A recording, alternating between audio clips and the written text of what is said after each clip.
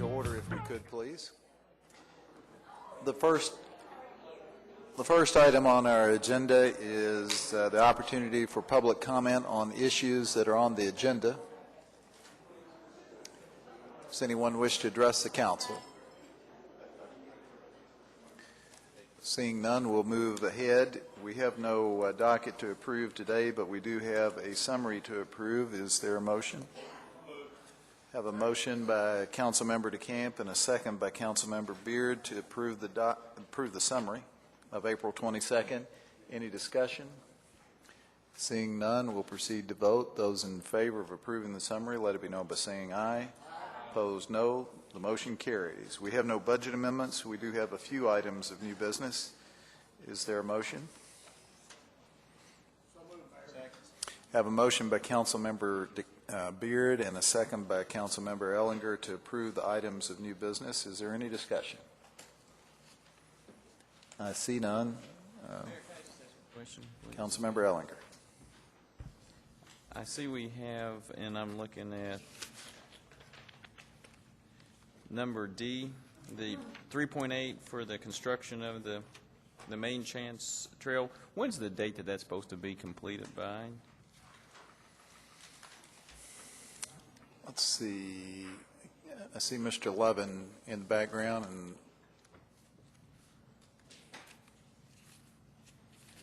I know I get a lot of people asking. Everybody's excited. We just want to know when we can start really using this stuff.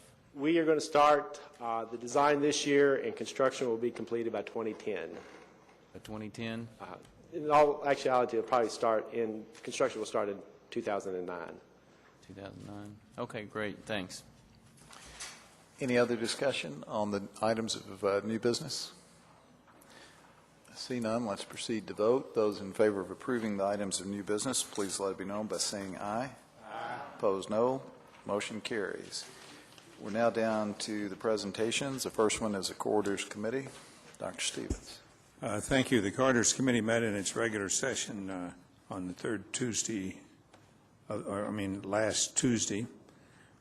We had a brief update from what's now M2D, formerly Design Works, formerly Land Plan, on the implementation of the Versailles Road Transportation Enhancement Grant.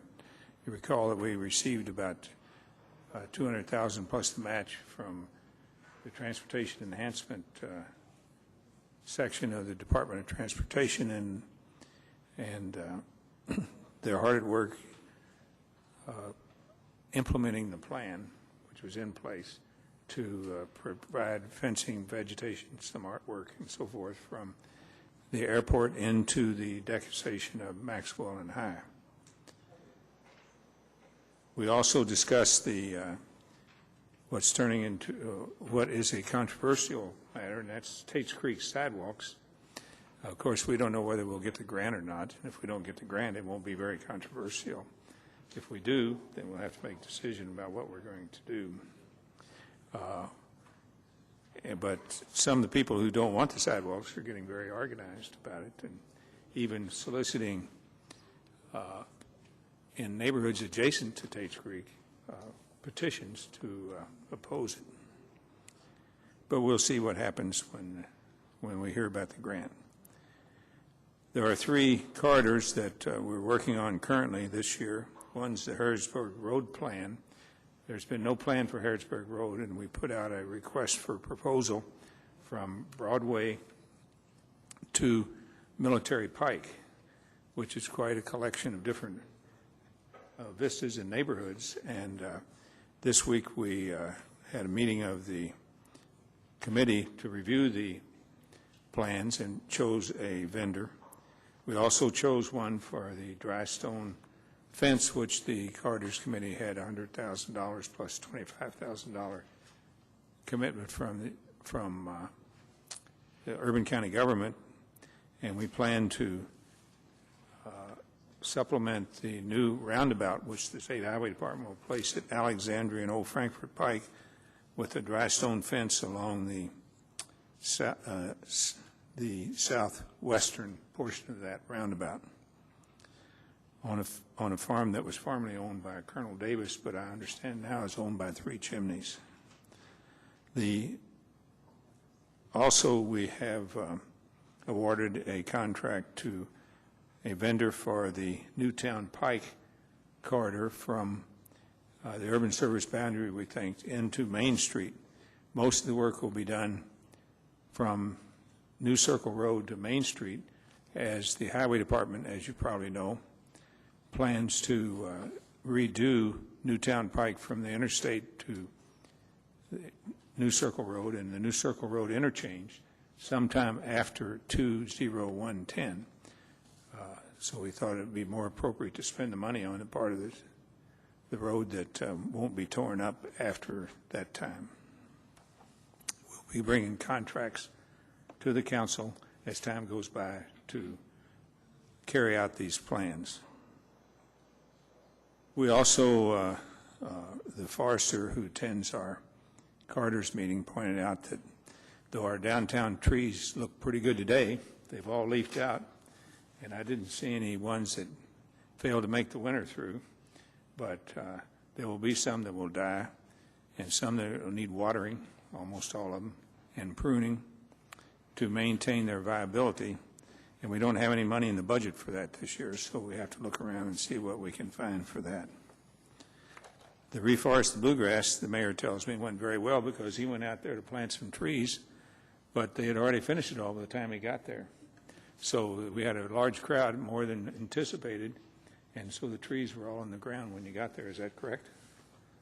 That's right. My understanding is they had 6,500 trees, and they were all planted by about 11 or 11:30 that morning. So those of us who arrived for the afternoon session were out of luck.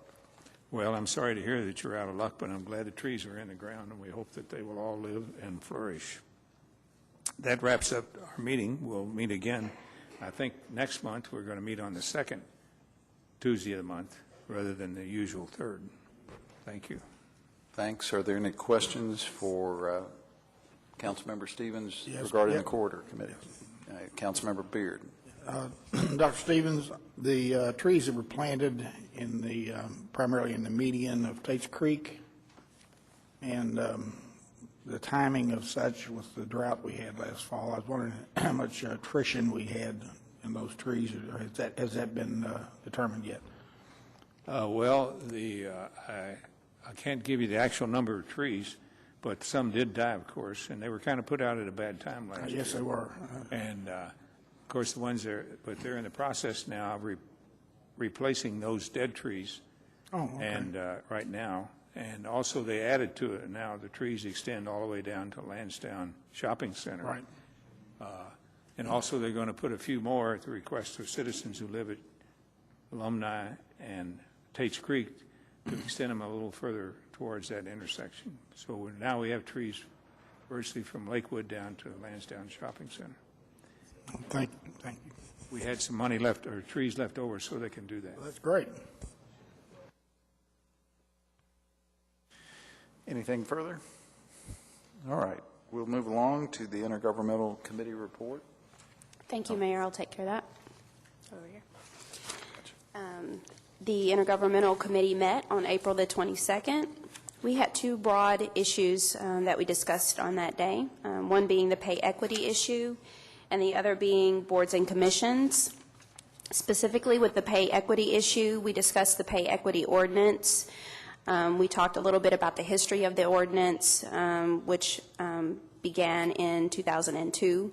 I talked about pay equity and inversions that have happened since then, and kind of the process of inversions. Michael Allen, the Human Resource Director, was there to respond to our questions and was able to do so quite well. We talked about that at this time it may not be necessary to make any changes to the existing ordinance. However, at some point in the near future, we'll be seeing a new pay structure that will come forward. And at that time when that new pay structure, new pay system comes forward, it may be it may be necessary to look at that ordinance as it exists today, because it would probably be in contrast to the new pay system. So there were no motions that came forward on that particular issue. We just look forward to the new pay system and getting that information from Human Resources at a later time. The second issue of boards and commissions, we had several subsections of that discussion. The first being a recommendation for elimination and consolidation submitted by the administration. Anna and Shay Rabel were here to answer our questions regarding that. They presented to the committee their recommendations based on non-existence of particular boards and commissions, or duplications, another organization or another board that had taken over that function, and by name that organization or that board no longer existed. So with that particular section, bring to the council in the form of a motion the recommendation for acceptance of the elimination consolidation submitted by administration. Actually, it's for the review and consideration, which passed through our intergovernmental committee on that day. So I'm just bringing that forward to you in a motion form. Thank you. You have a motion and a second. Is there any discussion? Those in favor of approving the motion as outlined by Councilmember James, please let it be known by saying aye. Aye. Opposed, no. Motion carries. Okay, and after that, Glenda George from the Law Department discussed a draft ordinance to amend the Ethics Act. There was a lot of conversation regarding this ordinance, this draft. Council members asked questions such as who would be included, who would not be included. Nothing came, there was no motion that came out of that because there seemed to be so many questions. So we will look forward to clarification of those specific questions from law.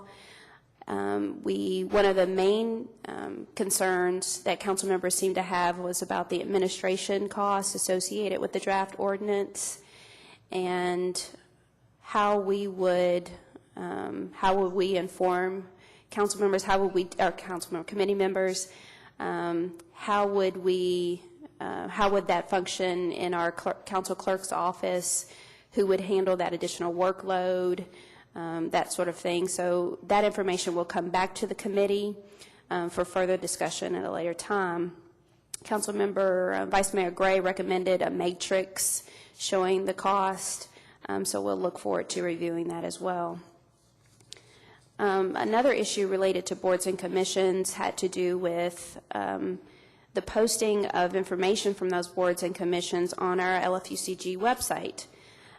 Again, with this recommendation or with this topic, we weren't able to bring forward any motions at that time because of the questions that were raised, and we look forward to getting more clarification on the language of that draft and an understanding of that, and who will manage that website, and how that information will be updated, and how we get that information out to the boards and commissions that they are required to have that information on the website. No motions brought forward on that, and then we just closed with update on committee items. That's all I have. Are there any questions?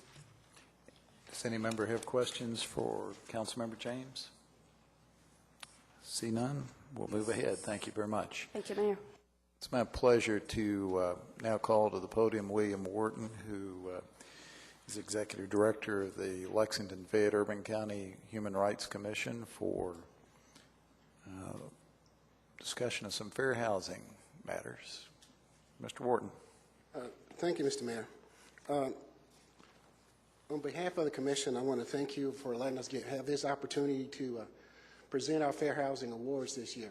Usually we have a Fair Housing Luncheon in April of this year. We decided not to have it this year, and so I thank you for this opportunity to do this.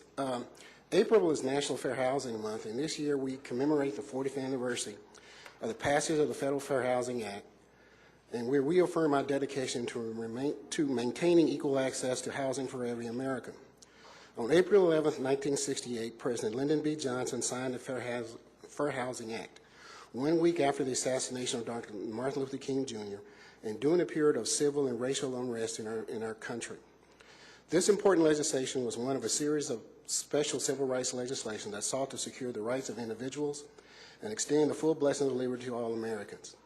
The Fair Housing Act prohibits discrimination in the sale, rental, and financial of housing. Our community passed its first open housing ordinance in 1966, more than a year and a half before the passage of the federal law. It's sad to note that former County Judge Joe Johnson, who was instrumental in proposing and getting this law passed away earlier this month. Our nation has come a long way in the 40-plus years, yet our journey to justice is not complete. This is one of the reasons why the Commission has created this Outstanding Achievement in Fair Housing Award to recognize local individuals and organizations that have shown exemplary performances in fair housing practices. These individuals and organizations have profoundly impacted the way that fair housing is conducted over the course of their entire life, or who have made significant contributions that support the spirit and letter of fair housing law, which they have demonstrated through words, deeds, business practices, and other means. If I can, I would like to call on our Commission Chairperson, Rabbi Mark Klein, to come forward. And Mayor, if you could come and assist Rabbi Klein. We have 2 awards we would like to present.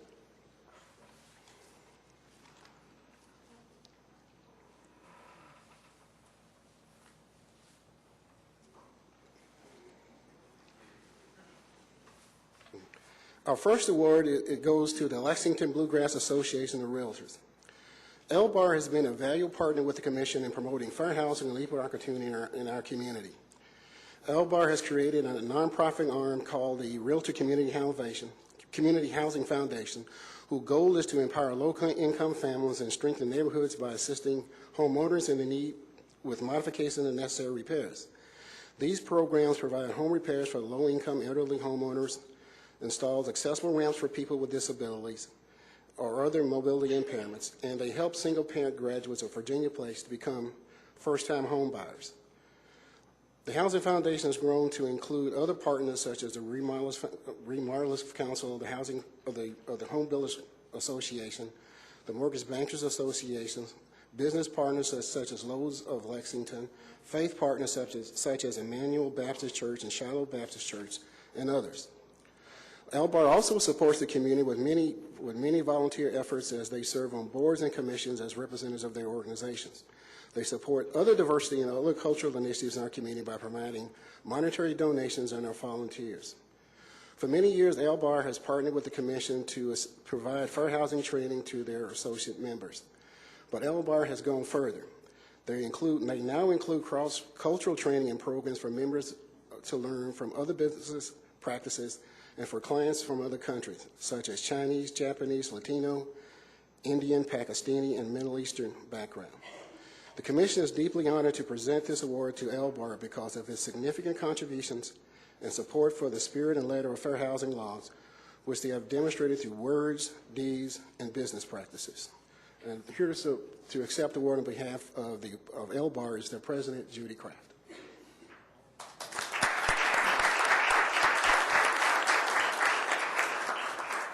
Thank you. This is indeed an honor, as the fair housing is very much a part of who we are and what we do.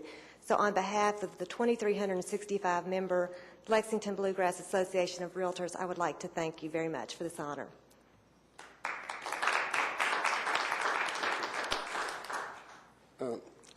Our second award winner is an individual, Ms. Lillian Gentry. Ms. Gentry, would you come forward? Ms. Gentry is well known in our community as a volunteer. She has served and still serves in the community in many capacities. She's a leader in her neighborhood association, her church, and several organizations such as the NAACP, the Downtown Lexington Corporation, and many others. From 1992 to 2006, Ms. Gentry volunteered and served on the board of the Community Reinvestment Alliance, and also served as a volunteer counselor and later as an underpaid employee. Over the years, Ms. Gentry has attended many community meetings and housing workshops promoting the importance of home ownership and her organization's home buying assistance programs. Ms. Gentry has participated and supported the Commission in a number of ways, including its fair housing programs as an initiative.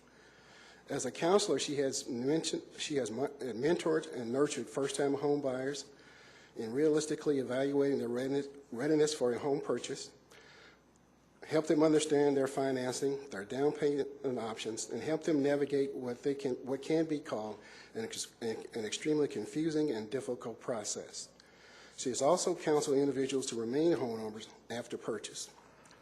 The Commission is deeply honored to present this award to Ms. Gentry for the way in which she has profoundly impacted the community by the dignity in which she conducts herself and the significant contributions she has made in support of fair housing law, in which she continues to demonstrate through words, actions, and her good deeds. Congratulations, Ms. Gentry.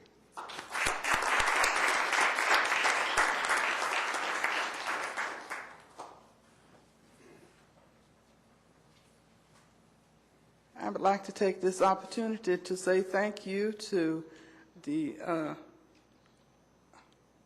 Housing Authority, Human Rights Commission, I'm sorry.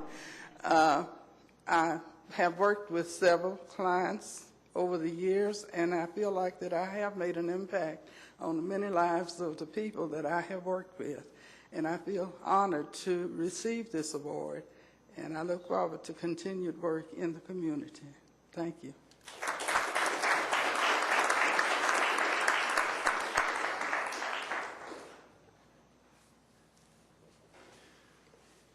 William and Mark, if you'll stay with me here for just a moment, let me add my personal congratulations both to Ms. Gentry and to all the folks with LBAR for their recognition today.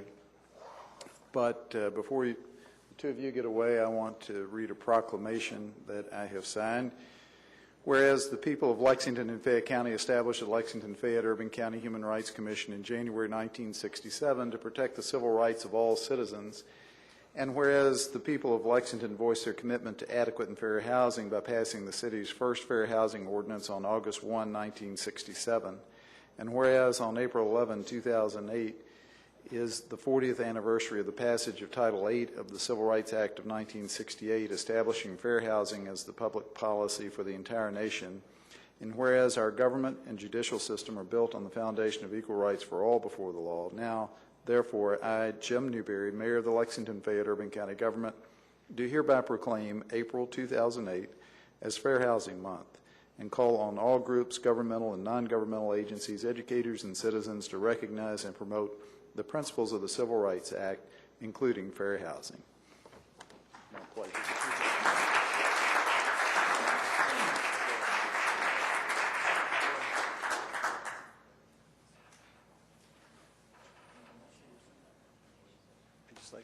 If I may, I'd just like to say thank you to the City Council for all of the support that they give us, for the opportunity to provide services to this community and to its citizens. This is a wonderful honor that we get to share with other people, but a wonderful honor that you give us, allowing us to serve. May this relationship continue for many, many years, such that we can celebrate this day for many years in the future. Thank you.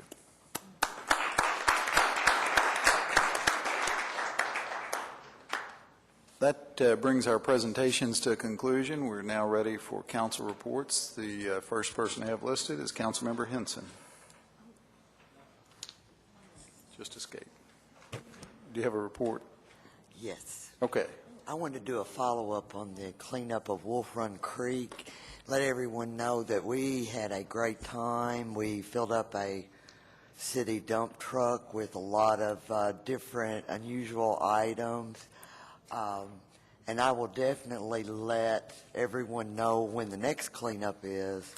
But I just wanted to thank the Friends of Wolf Run Creek because they do such a fabulous job and a service to our community. Thank you. Thank you very much. Councilmember Gorton. Thank you, Mayor. I have two items. The first is just one more reminder to the public that we are holding our noise ordinance public meeting tomorrow, Wednesday, the 30th of April at 6 p.m. in the council chamber. And we want to hear from the public what their concerns are regarding noise in our community.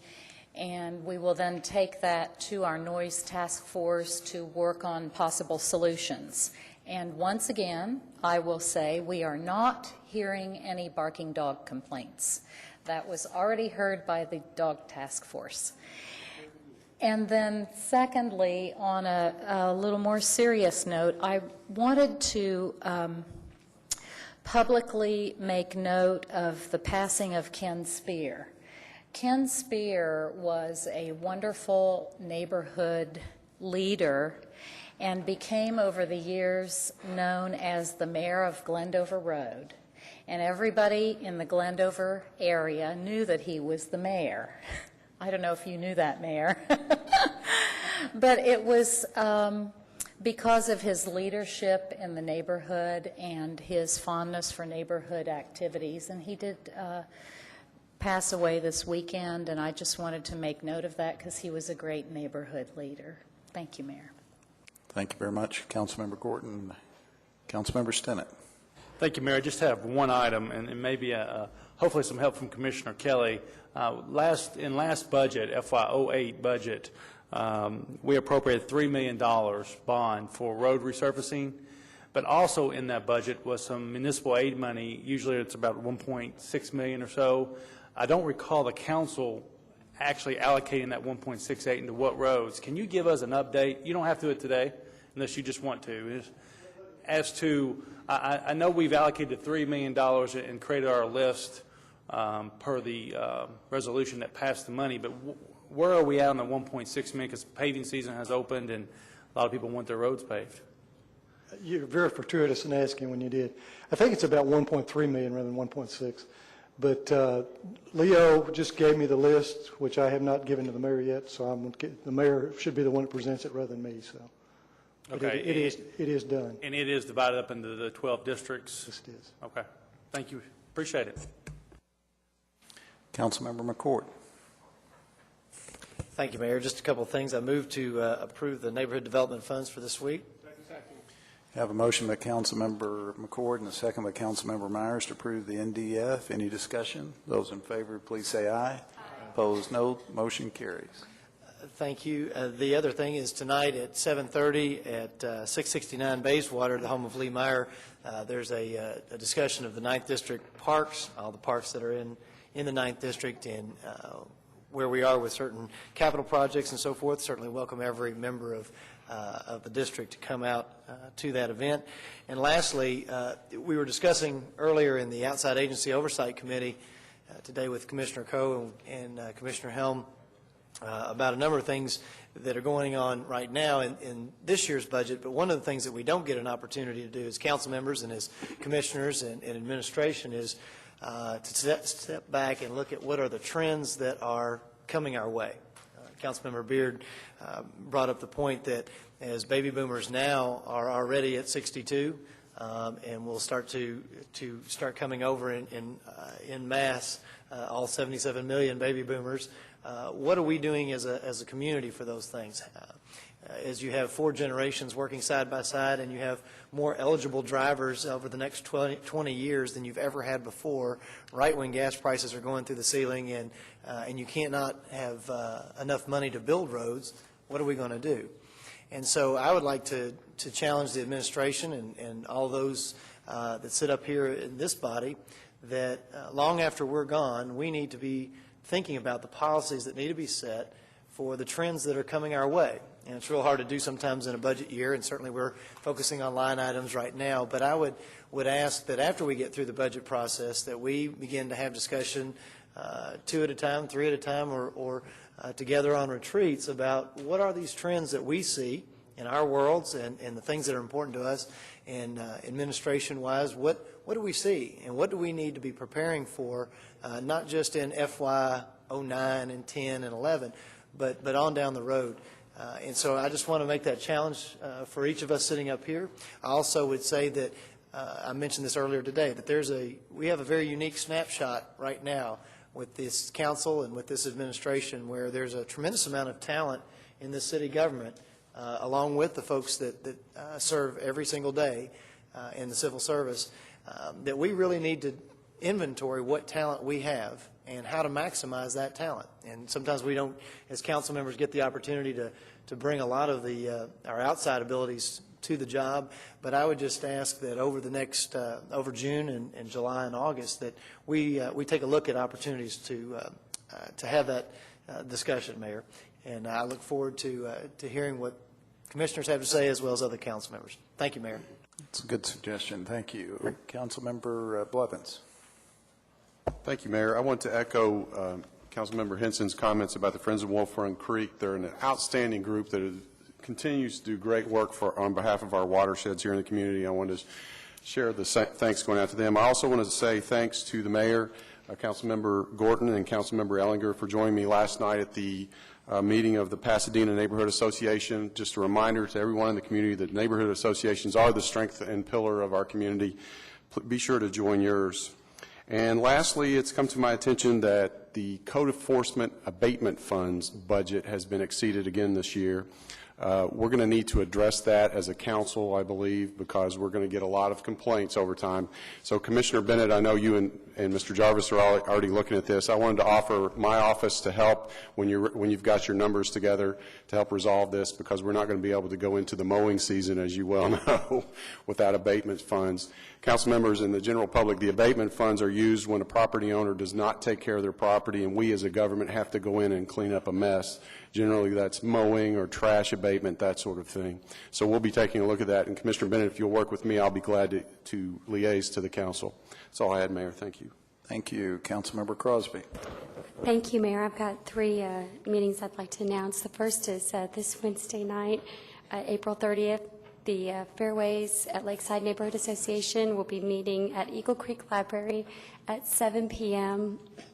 On Thursday, May 1st, the Walnut Creek Neighborhood Association will be meeting at Crossroads Christian at 7 p.m. And also on Thursday, May 1st, the Andover Hills Neighborhood Association will be meeting at Crossroads Christian at 7 p.m. Thanks, Mayor. Thank you. Councilmember Stevens. The 5th District will have a 5th District meeting for all citizens who are interested at the Henry Clay High School on the evening of May 14th at 7 p.m. The purpose of this meeting is to interview and meet the candidates who are running in the primary for the 5th District Council seat. May 14th. Thank you. Councilmember Myers. Thank you, Mayor. Just one item here I have. We've got a traffic signal that we'd like to put in. It's actually a stop sign, multi-way stop at the corner of Carriage Lane and Mount McKinley Way. A lot of times these go through committee if traffic engineering has done a study and it doesn't meet the requirements, or traffic engineering opposes the stop sign. In this case, we have had numerous public meetings with this neighborhood to try to figure out how to abate the speeding on this curve. Before you, I've passed out today the report from traffic engineering. On the second page, it says, based on the speed data collected and the severity of the Carriage Lane curve for northbound traffic, the Division of Traffic Engineering does not object to a multi-way installation at the intersection of Carriage Lane at Mount McKinley Way. And I would like, for that reason, to go ahead and move. And we also had an accident again out there this past weekend. I'd like to go ahead and move for approval of an installation of a multi-way stop at the intersection of Carriage Lane and Mount McKinley Way. Second. Is there any discussion? Councilmember Blevins. Councilmember Myers, I just wanted to ask, were other measures ever considered in this situation? As you know, traffic engineering has some new techniques that we're allowed to use now, and I wondered if you had explored any of those instead of stop signs. We explored those together with the community, and the community has decided that this is what they want. This is what they want. And if this doesn't work or it doesn't help, then they want to go to those other measures. All right. Thank you. Any further discussion? Those in favor of approving the motion by Councilmember Myers, let it be known by saying aye. Aye. Opposed, no. Motion carries. Thank you, Mayor. That concludes our report. Thank you. Councilmember Blues. Thank you, Mayor.